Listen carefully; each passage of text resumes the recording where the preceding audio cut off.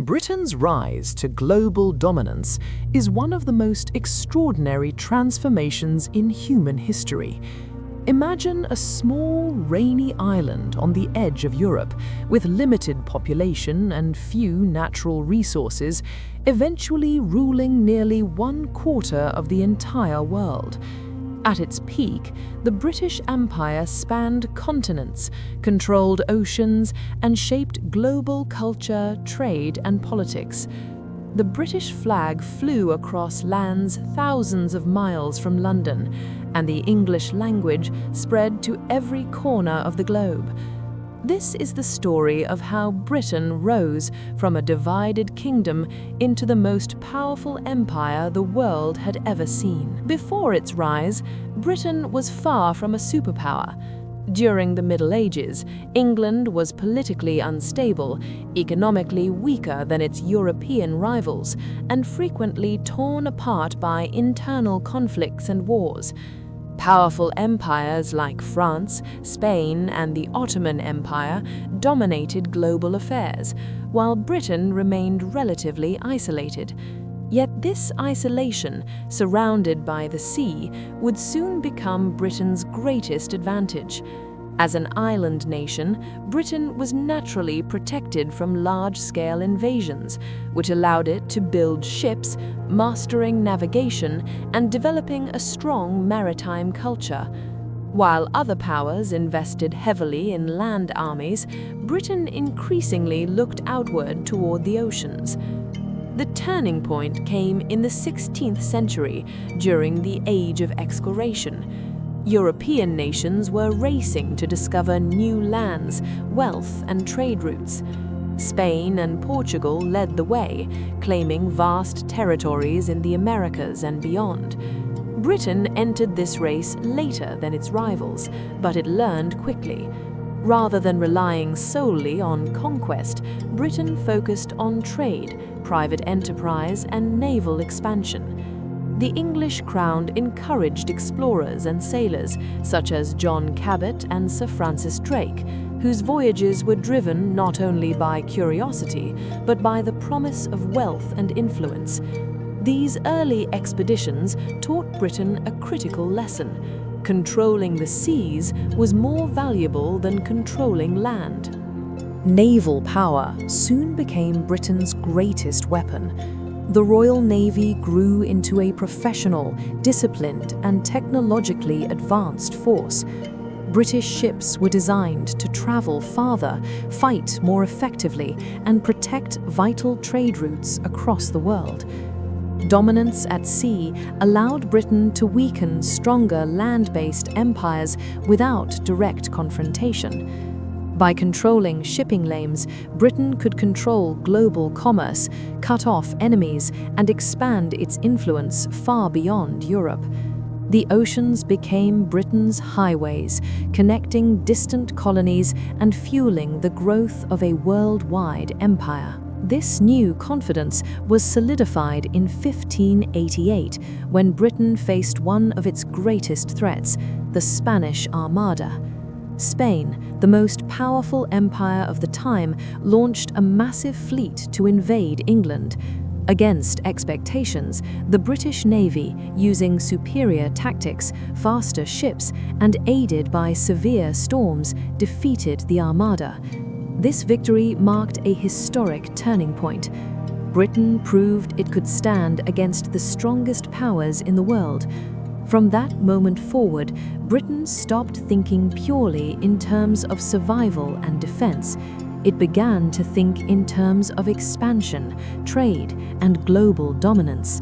With naval confidence secured, Britain turned its attention to something even more powerful than warships: trade. In the 17th century, global trade was becoming the true source of wealth and influence, and Britain positioned itself at the center of this new system. Rather than conquering vast lands immediately, Britain focused on building trading networks that connected Europe with Asia, Africa, and the Americas.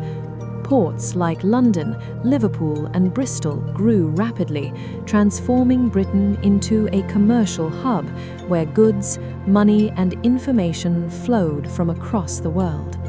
The most important instrument of Britain's commercial expansion was the East India Company, founded in 1600. At first, it was simply a trading company, created to compete with powerful European rivals in the spice trade. However, over time, it evolved into something far more dangerous and influential. The company was granted extraordinary powers by the British Crown, including the ability to maintain its own army, make treaties, and govern territories. This meant that a private corporation, backed by the Royal Navy, could act like a nation itself. Through strategic alliances, manipulation of local rulers, and military force, the East India Company gradually took control of vast parts of the Indian subcontinent. India became the jewel of the British Empire. Its enormous population, rich resources, and thriving industries generated immense wealth for Britain. Raw materials such as cotton, tea, spices, and opium were extracted and shipped back to British factories, where they were turned into finished goods and sold around the world. This system enriched Britain while weakening local economies, making colonies dependent on British trade. The profits from India funded Britain's navy, armies, and industrial growth, allowing the empire to expand even further.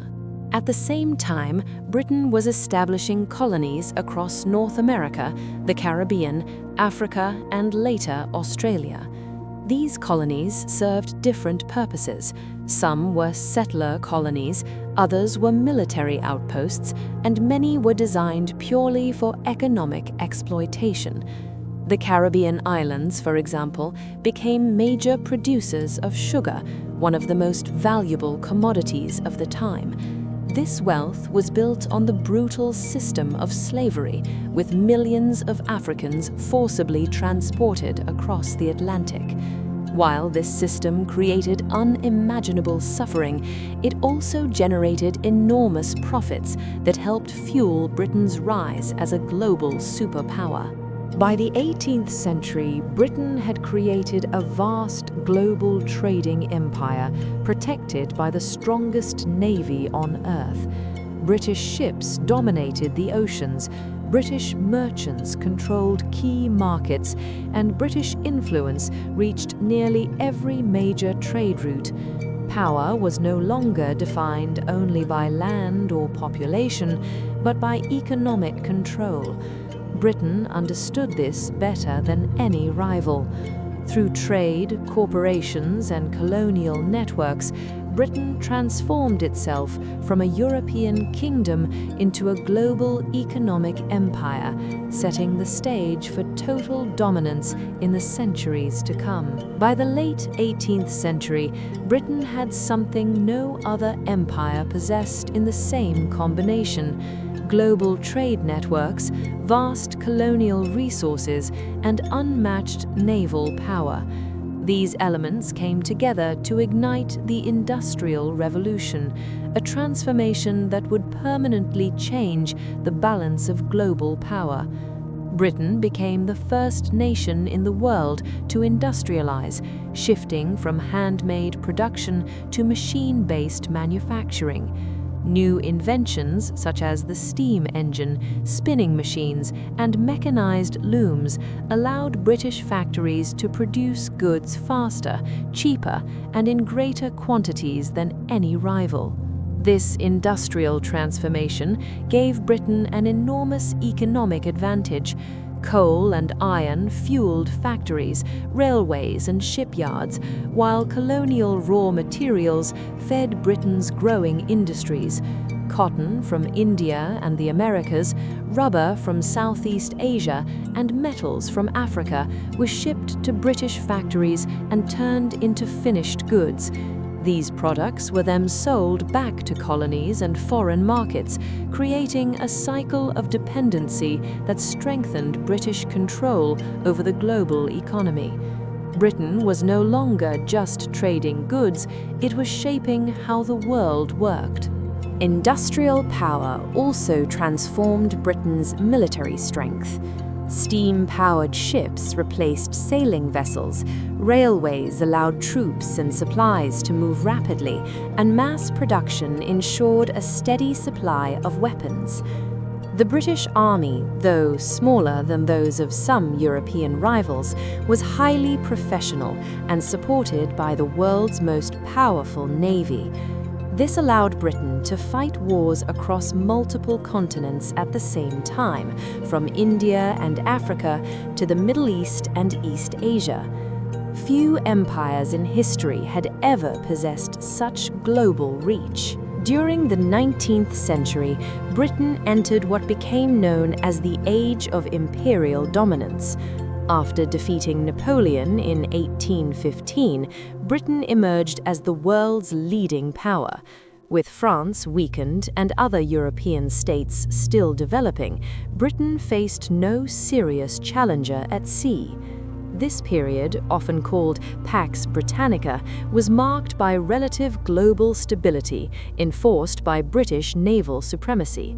Britain positioned itself as the world's policeman, protecting trade routes, suppressing piracy, and intervening wherever its interests were threatened. At its peak, the British Empire stretched across every inhabited continent.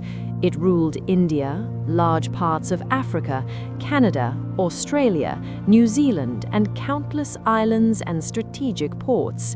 London became the financial capital of the world, while the British pound served as the backbone of international trade. British laws, education systems, railways, and administrative structures were imposed across the empire, reshaping societies far beyond Europe. By the mid-19th century, it was said that the sun never sets on the British Empire, a phrase that perfectly captured the scale of its global dominance. Despite its immense power, the British Empire was never uncontested. As the empire expanded, resistance grew across its colonies. Local populations increasingly challenged British rule, often through uprisings, revolts, and long independence movements. In India, resentment over economic exploitation, cultural interference, and political control led to repeated rebellions, most notably the Uprising of 1857. Similar resistance emerged in Africa, Ireland, the Caribbean, and the Middle East. Maintaining control over such a vast empire required constant military presence and enormous financial resources, slowly placing strain on Britain itself. The 20th century marked the beginning of the empire's decline. Two devastating world wars drained Britain's economy, weakened its military dominance, and exposed the limits of imperial power. During World War I and World War II, Britain relied heavily on its colonies for manpower and resources, yet the wars also inspired stronger demands for independence. After 1945, Britain could no longer afford to rule a global empire, nor could it suppress the growing nationalist movements that swept across Asia, Africa, and the Middle East. One by one, colonies gained independence, with India's freedom in 1947 becoming the most symbolic moment of the empire's collapse. At the same time, global power shifted away from European empires toward new superpowers, particularly the United States and the Soviet Union. Britain, once the center of the world, now found itself adjusting to a reduced role on the global stage. The empire transformed into the Commonwealth, a loose association of former colonies connected by history, language, and diplomacy, rather than direct control. While Britain no longer ruled the world, its influence remained deeply embedded in global systems of governance, trade, and culture. The legacy of British rule is complex and controversial. On one hand, Britain introduced railways, legal systems, and administrative structures that continue to shape many modern nations. On the other hand, empire brought exploitation, economic inequality, cultural destruction, and suffering to millions. Entire societies were reshaped to serve imperial interests, and the effects of colonialism are still felt today in global politics and economic imbalances. Understanding Britain's rise requires acknowledging both its achievements and its consequences. Today, Britain is no longer an empire, but its impact on the world is undeniable. The English language, parliamentary democracy, global trade networks, and international law all bear the mark of British influence. From a small island nation to the ruler of the largest empire in history, Britain's story is a powerful reminder of how geography, trade, industry, and ambition can shape the fate of the world. The British Empire may have fallen, but the world it helped create continues to define the modern age.